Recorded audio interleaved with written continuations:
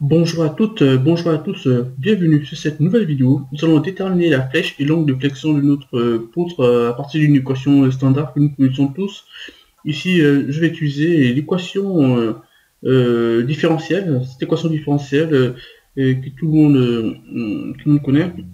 Cette équation permet de déterminer l'angle de flexion ou la flèche de flexion, oui, de notre poutre en flexion.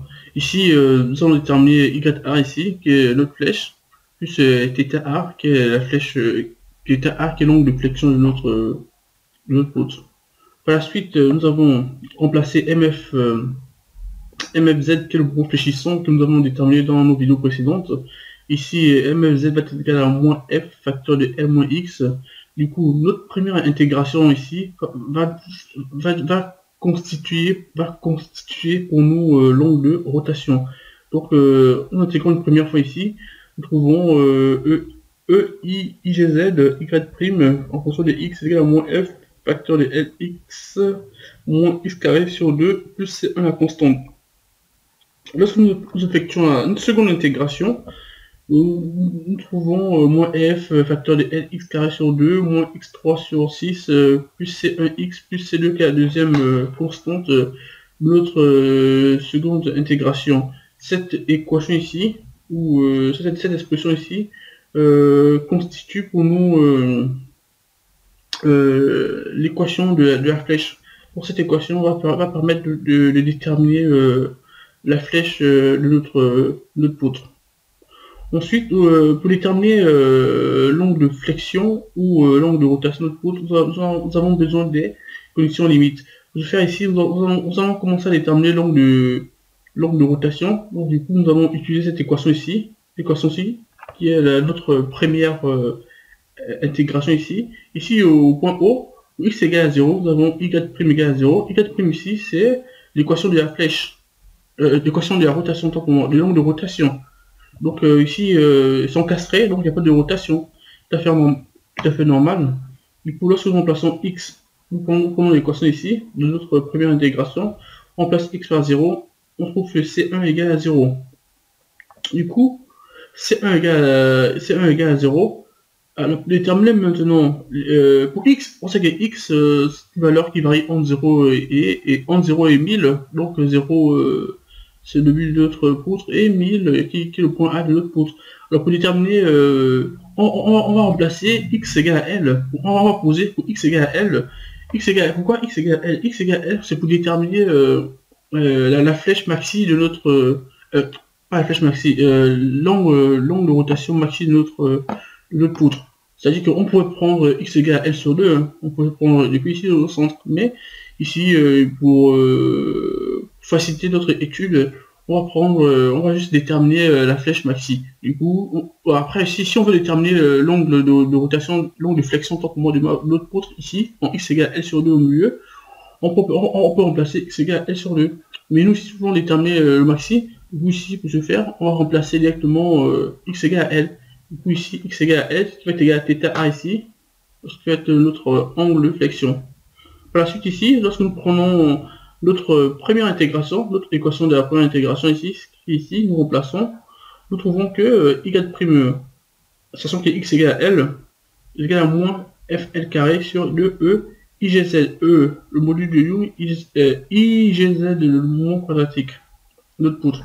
Du coup, on peut remplacer y' de L par θA. Donc, ici, cette équation va constituer pour nous l'équation de l'angle de flexion. Oui, l'angle de flexion, c'est ça. Ok, par la suite, nous allons déterminer la flèche maxi de notre poutre en flexion. Donc, YA, nous allons chercher de déterminer. Alors, pour ce faire, nous allons récupérer, c'est-à-dire on va prendre la seconde intégration que nous avons effectuée dans les précédentes diapos. Puis ici, on va essayer de sachant que C1 égale à 0, nous allons essayer de déterminer C2. Ici, avec la condition limite ici, on x égale à 0, y de 0, donc l'équation y sans dérivée ici, c'est, comme je l'ai dit précédemment, c'est l'équation de la flèche. Du coup, en x égale à 0, il n'y a pas de déplacement. Du coup, on encastre comment? En haut, il n'y a ni rotation, ni déplacement. Donc du coup, ici, vu qu'il n'y a pas de rotation, aussi, il n'y a pas de déplacement au point haut. Du coup, ici, on peut dire que y0 est égal à 0. Du coup, ici, on remplace y0 par x égale à 0.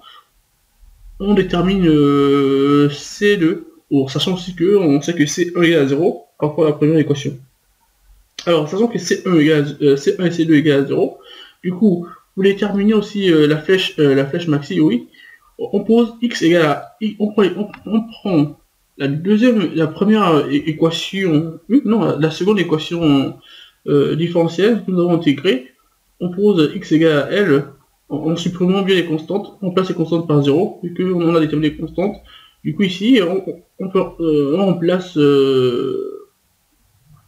x égale à L, qui permet de déterminer la flèche maxi. Après x égale à L, pourquoi x égale à L? On peut reprendre x égale à x sur 2. Mais ici, x égale à x sur 2, ça m'aurait permis de déterminer juste la flèche sur x égale à L sur 2. Mais pour déterminer la flèche maxi, pourquoi la flèche maxi se trouve en x égale à L sur 2?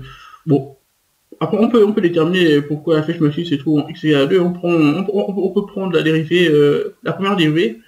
On pose la première dérivée, c'est-à-dire y' égale à 0. On va trouver que x égale à L, donc qui permet de déterminer où la flèche est maxi. Aussi par la suite, pour calculer notre flèche maxi, on va poser x égale à L, du coup y de L va être égal à ya. Du coup on remplace ici. Au final on trouve ça. Donc ya, qui est la flèche maxi ici, va être égal à moins fl au cube sur 3 EIGZ. C'est la flèche ou le déplacement de l'apôtre au point A, au maxi ici. Après ici, nous avons les caractéristiques de notre poutre. Nous avons le module de Young, la coefficient de Poisson, le module de cisaillement et tout le reste. Grâce à ces caractéristiques intrinsèques de notre poutre, nous allons déterminer, nous allons faire une application numérique. Du coup, si nous faisons une application numérique, ici nous avons la flèche, donc l'équation de la flèche, ici nous avons l'équation de l'angle de rotation, l'angle de flexion ou de rotation de notre poutre. On trouve un déplacement de moins 1,293 mm et un angle de rotation de moins 1,9 10 puissance moins 3 en radian ici. Du coup, grâce à l'équation ou la technique standard, c'est-à-dire qu'avec l'équation différentielle, nous déterminer la flèche et l'angle de flexion de notre poutre. Merci, au revoir.